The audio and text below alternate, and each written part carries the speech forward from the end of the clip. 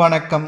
பச்சை துரோகி கடுமையான கோபத்தில் இருக்கும் மு.க.ஸ்டாலின் நண்பர்களே, இந்த வீடியோவிற்கு ஒரே ஒரு லைக் மற்றும் சப்ஸ்கிரைப் பண்ணிருங்க. திமுக ஆட்சி இழந்த நிலையில் மக்கள் மத்தியில் இருக்கக்கூடிய தோல்விற்கு காரணம் என்ன என்பதை ஆராய்வு செய்வதற்கு உயர்மட்ட குழு ஒன்றை தயார் செய்து 234 தொகுதிகளிலும் அனுப்பி வைத்தார் மு.க.ஸ்டாலின் அவர்கள். 234 தொகுதிகளிலும் 38 நபர்கள் கொண்ட அந்த குழு சொன்ன அதிகாரப்பூர்வமான தகவலை கேட்டு ஸ்டாலின் அவர்கள் அதிர்ச்சியடைந்துள்ளார். சேகர்பாபு, சபரீசன், உதயநிதி இவர்களது ஒட்டுமொத்த தவறின் காரணமாக மக்கள் திமுகவின் மீது கடுமையான கோபத்தை கொண்டு வந்துவிட்டார்கள். இனி நடக்கப் போகின்ற தேர்தல்களிலும் திமுக தோல்வியேதான் தழுவும் என்ற தகவலும் தற்பொழுது கிடைக்கப்பெற்றுள்ளது.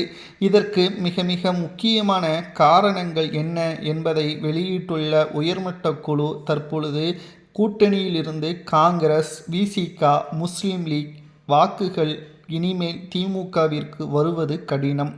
90% ஓட்டுக்கள் அவர்களுடன் இருந்தால் மட்டும்தான் கிடைக்கும். சிறுபான்மையினர்களது ஓட்டுக்களை நாம் இழந்துவிட்டோம்.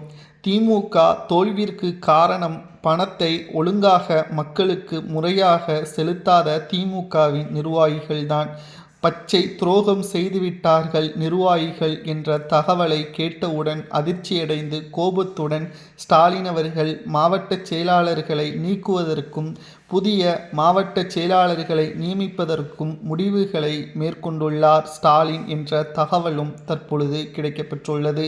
மக்களுக்கு திமுகவின் தலைவர் ஸ்டாலின் அவர்கள் நல்ல செய்திகளையும் நல்ல திட்டங்களையும் ஒழுக்கமான பல அமைச்சர்களை திமுக வளர்த்திருந்தால் நிச்சயம் மக்கள் திமுகவை தோற்கடித்திருக்க மாட்டார்கள். செய்தது எல்லாம் அநாகரிகம். மக்களை இழிவுபடுத்திய அமைச்சர்கள், கிட்டத்தட்ட பல்வேறு வழக்குகளில் சிக்கிய திமுகவின் அமைச்சர்கள். ஒவ்வொரு தொகுதிகளிலும் 80 முதல் 120 கோடி ஒதுக்கீடு செய்யப்பட்டது. ஆனால் மக்களுக்கு முறையாக அந்த பணங்கள் கொடுக்கவில்லை. அமைச்சர்கள், நிர்வாகிகள், கிளை நிர்வாகிகள் அதனை முறைகேடு செய்தார்கள். இதனால் ஒரு தெருக்களில் 50 குடும்பங்கள் இருக்கிறது என்றால் 15 குடும்பங்களுக்கு கொடுத்துவிட்டு 35 குடும்பங்களுக்கு பணங்கள் ஒழுங்காக பட்டுவாடா செய்யவில்லையாம். இது அப்பகுதியில் கடுமையான கோபத்தை ஏற்படுத்தி திமுகவிற்கு விழக்கூடிய ஓட்டுக்களை கூட இதனால் போட முடியாத சூழல் ஏற்பட்டதாகவும் உயர்மட்ட குழுக்கள் தெரிவித்த அந்த தகவலால் பேரதிர்ச்சிக்கு ஆளாகியுள்ளார் ஸ்டாலின் அவர்கள். அது மட்டுமல்ல, சபரீசன் அவர்கள் திமுகவின் நிர்வாகிகளை தொடர்பு கொண்டு என்னுடைய பேச்சைத்தான் கேட்க வேண்டும், மீண்டும் திமுக தான் ஆட்சியை அமைக்கும், அனைத்து தகவல்களையும் நான் சேகரித்து விட்டேன், கட்சி பணிகளை நீங்கள் முறையாக கவனியுங்கள், இரவும் பகலும் வேலை செய்ய வேண்டிய அவசியம் இல்லை, அதிமுக பிற கட்சிகளை மட்டும் கவனமாக எதிர்கொள்ளுங்கள் என்று சபரீசன் அவர்கள் கூறியுள்ளதாக செய்திகளையும் நம்மால் பார்க்க முடிகிறது. ஆனால் ஒவ்வொரு தொகுதிகளில் இருக்கக்கூடிய அடிப்படை வசதிகளை பூர்த்தி செய்யாமல் ஓட்டுக்களை கேட்டால் மக்கள் எப்படி ஓட்டுக்களை செலுத்துவார்கள் என்ற கேள்விகளை உயர்மட்ட குழு ஸ்டாலினிடம் கேட்டுள்ளது. இதனை கேட்ட ஸ்டாலின் அவர்கள் அதிர்ச்சியடைந்துள்ளார்.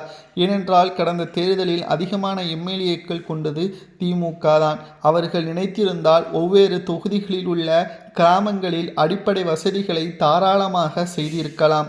ஆனால் ஸ்டாலின் அவர்களது கவனத்திற்கே அந்த பிரச்சனைகளை கொண்டு செல்லவில்லையாம். இதனால் நிர்வாகிகளும் எம்எல்ஏக்களும் அந்த பணங்களை எல்லாம் நிதி பங்கீட்டு தொகை என்று வருடம் கொடுக்கின்ற அந்த 3 கோடி ரூபாயை முறைகேடு செய்ததாக குற்றச்சாட்டுகளும் முன்வைக்கப்பட்டு வருகிறது. இதனால் கடுமையான கோபத்துடன் இருந்த ஸ்டாலின் அவர்கள் இனியும் நிர்வாகிகளை நாம் நம்ப முடியாது, இனி ஆக்ஷனில் இறங்க வேண்டும் என்ற முடிவெடுத்துள்ளார் ஸ்டாலின் அவர்கள். மேலும் தனது கட்டுப்பாட்டிற்குள் அனைத்து நிர்வாகிகளையும் வர வேண்டும், மூத்த நிர்வாகிகளை ஓரம் கட்ட வேண்டும் என்ற முடிவிற்கும் ஸ்டாலின் அவர்கள் வந்துவிட்டதாக செய்திகளையும் நம்மால் பார்க்க முடிகிறது. உதயநிதி, சேகர்பாபு, சபரீசன் மற்றும் இன்னும் பல மூத்த நிர்வாகிகள், துரைமுருகன், பொன்முடி, நேரு இவர்களை எல்லாம் கவனமாக எதிர்கொள்ள வேண்டும். புதிய மாவட்ட செயலாளர்களையும் துணை பொதுச் செயலாளர் கூடுதலாக 4 பேரை நியமிக்க உள்ளதாகவும், பெண்கள் சிறுபான்மையினரை சார்ந்தவர்களுக்கு முன்னுரிமை வழங்கப்பட உள்ளதாகவும் தகவல்களை தற்பொழுது ஸ்டாலின் தரப்பிலிருந்து வெளியாக உள்ளது. கிட்டத்தட்ட ஸ்டாலின் அவர்களது மனதில் மிகப்பெரிய நீங்காத காயம் என்ன தெரியுமா?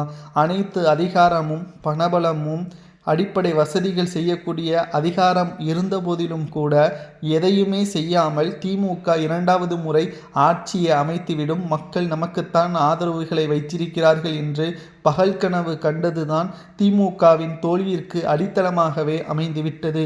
இதைத்தான் எடப்பாடியும் சரி, முதல்வராக இருக்கக்கூடிய விஜய் அவர்களும் சரி பிரச்சாரத்தின் பொழுது தெரிவித்தார்கள். 2வது முறை திமுக ஆட்சிக்கு வருவது சாத்தியமே கிடையாது. அப்படி வர வேண்டும் என்றால் தமிழ்நாடு கிளீன் தமிழ்நாடாக, அதாவது தவறுகளை நடக்காத, மக்களின் பாதுகாப்பை உறுதி செய்த தமிழ்நாடாக இருக்க வேண்டும் என்று கூறியிருந்தார்கள். ஆனால் ஸ்டாலின் அவர்கள் அதை செய்தாரா என்று கேட்டால் அது மிகப்பெரிய கேள்விக்குறியாக மாறிவிட்டது. ஏன் உதயநிதியை சுற்றியே பல சர்ச்சைகளும் விமர்சனங்களும் முன்வைக்கப்பட்டது. இளம் வயதிலேயே எம்எல்ஏ, அமைச்சர், துணை முதல்வர் அனைத்து அதிகாரங்களும் உதயநிதிக்கு வழங்கப்பட்டது ஏன்? குறுகிய காலத்தில் குறுநில மன்னராக அமைச்சர்களும் உதயநிதியும் செயல்பட்டது ஏன்? தமிழ்நாடு என்ன கலைஞரின் சொத்தா என்ற கேட்கக்கூடிய வகையில் எதிர்க்கட்சியினர்கள் பேசியதும் மக்களது கோபத்தை அதிகரித்தது. ஸ்டாலினை போல் படிப்படியாக உயர்ந்திருந்தால் பிரச்சனை இல்லை. ஆனால் ஒரே நேரத்தில் வளர்ச்சியின் உச்சத்திற்கு உதயநிதி சென்றதுதான் தற்பொழுது எதிர்க்கட்சியாக வரவழைக்கக்கூடிய வகையில் அமைந்துவிட்டது. மக்கள் பார்த்து கொண்டுதான் இருப்பார்கள். எந்த நேரத்தில் எப்படி மாறுவார்கள் என்பது யாருக்கும் தெரியாது. அதற்கு உதாரணம்தான் இந்த ஆட்சி மாற்றம். இந்தியாவையே திரும்பி பார்க்கக்கூடிய ஆளுமை ஸ்டாலினிடம்தான் இருக்கிறது. முதல்வர் வேட்பாளர் ஸ்டாலின் இந்தியாவின் பிரதமர் வேட்பாளரையே மாற்றக்கூடிய அதிகாரம் இருக்கிறது என்று ஸ்டாலின் அவர்களை பெருமைப்படுத்தும் விதமாக உயர்ந்த வார்த்தைகளை பேசி அவரை மகிழ்ச்சியடைய வைத்தார்கள். ஆனால் என்ன நடந்தது? கிட்டத்தட்ட கொளத்தூர் தொகுதியில் 3வது இடத்திற்கு தள்ளப்பட்டார். முதல் சுற்றில் இருந்தே தோல்வியில்தான் இருந்தார். கொளத்தூர் தொகுதியில் தோல்வி என்பது இந்தியாவை திரும்ப பார்க்கக்கூடிய வகையில் யார் அந்த வேட்பாளர், அதுவும் திமுகவிலிருந்து சென்றவர்தான் என்று கேள்விப்பட்டவுடனே ஸ்டாலின் அவர்களது மதிப்பு என்ன என்பது தமிழ்நாடு மட்டுமல்ல இந்தியா முழுவதுமே உணர்ந்துவிட்டது. இதற்கெல்லாம் காரணம் இந்த முக்கியமான நபர்கள்தான் என்று தெரிந்தவுடன் கடுமையான கோபத்துடன் துரோகிகள் என்று கூறக்கூடிய வகையில் ஸ்டாலின் அவர்களது மனதில் நீங்காத காயமாக மாறிவிட்டதாகவும் செய்திகள் நமக்கு கிடைக்கப்பெற்றுள்ளது. உயர்மட்ட குழு சொன்ன அந்த தகவலின் அடிப்படையில் ஸ்டாலின் அவர்கள் அடுத்த கட்ட நடவடிக்கை என்ன எடுக்கப் போகிறார் என்பதை நாம் பொறுத்திருந்துதான் பார்க்க வேண்டும். தேவைப்பட்டால் அவர்களது பதவியை மாற்றுவார் அல்லது கட்சியிலிருந்து நீக்குவாரா என்று பொறுத்திருந்து பார்க்கலாம். இதை பற்றி உங்களது கருத்துக்களை கூறுங்கள்.